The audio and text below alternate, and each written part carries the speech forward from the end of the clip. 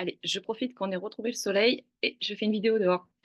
Je voulais vous parler aujourd'hui du fait que l'on choisisse notre incarnation parce que certains, ça peut être encore un petit peu flou, d'accord?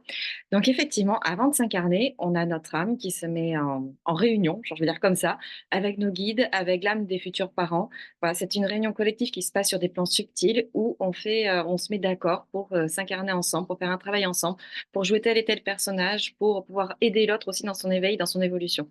Donc à chaque fois, quoi qu'il se passe, tout votre environnement quand vous naissez, vous l'avez choisi en amont avec vos guides, avec bienveillance, avec votre âme.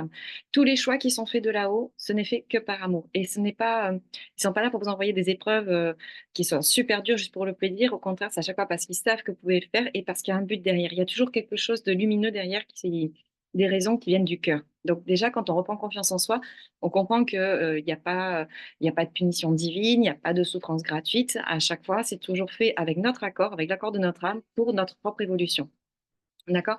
Donc ça remet, certaines choses en place, c'est-à-dire que quand on perd confiance des fois en la vie, de se dire: «Mais pourquoi ça? Machin», bah, au moins déjà de se recentrer là-dessus, de dire: «De toute façon, je fais confiance parce que quoi qu'il se passe, si c'est ça qui est présenté à moi, c'est de toute façon pour me faire avancer» et c'est là qu'on peut changer effectivement la caméra d'angle pour comprendre les situations d'un petit peu plus loin, d'un petit peu plus haut et de dire: «Mais qu'est-ce que je dois comprendre là-dedans? Qu'est-ce que je dois en faire, en fait?»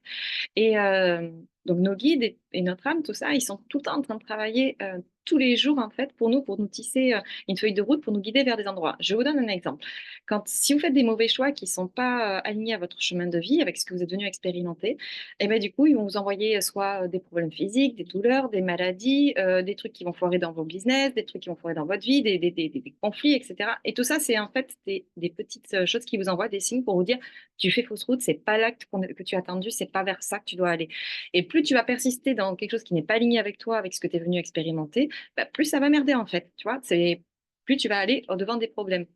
Donc quand il y a des choses comme ça qui se présentent, où on voit qu'on est en train de s'engluer, que ça n'avance pas, que c'est problématique, il peut y avoir aussi cette raison-là, c'est de se dire: «Mais ça veut dire qu'en fait, j'ai pas fait le bon choix, je ne suis pas en train de m'orienter vers le bon truc. Après, il peut y avoir aussi d'autres raisons qui peuvent être des pollutions énergétiques, des formes pensées qui nous polluent, de l'autosabotage, voilà. Et tout ça, en fait, c'est ce qu'on arrive à dégrossir quand on fait un travail, un accompagnement en énergétique, en psychologie, coaching.